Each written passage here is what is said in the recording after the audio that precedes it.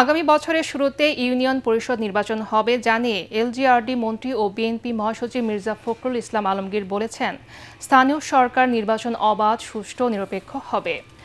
রাজধানীর diploma engineers institute মিলনায়তনে স্থানীয় সরকার শক্তিশালী করতে তৃণমূলে জনপ্রতিনিধি, ইউপি চেয়ারম্যান, মেম্বারদের করণীয় শীর্ষক আলোচনা সভায় এই কথা বলেন তিনি। সহজেই যাতে জনপ্রতিনিধিদের বহিষ্কার করা না যায় এই বিষয়টি সরকার গুরুত্ব সহকারে দেখছে বলেও জানান এলজিআরডি মন্ত্রী। স্থানীয় জনপ্রতিনিধিদের ভাতা বৃদ্ধির ব্যাপারে প্রধানমন্ত্রীর সাথে কথা বলার আশ্বাস দেন তিনি।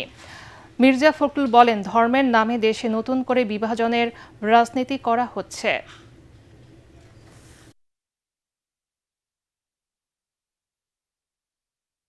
একটা দেশ তখনই শক্তিশালী হয় যখন তার স্থানীয় সরকারটা শক্তিশালী হয়। সামনে আপনাদের কিন্তু নির্বাচন আসছে, আমরা এই বছর না হোক সামনের বছর প্রথম দিকে কিন্তু আপনাদের ইউনিয়ন পরিষদের নির্বাচন হবে এবং এই পরে যে নির্বাচন হবে একেবারে নিরপেক্ষ। এখানে কোনো বিএনপি বলে বা জামাত ইসলাম বলে কোনো সুবিধা কেউ পাবে না।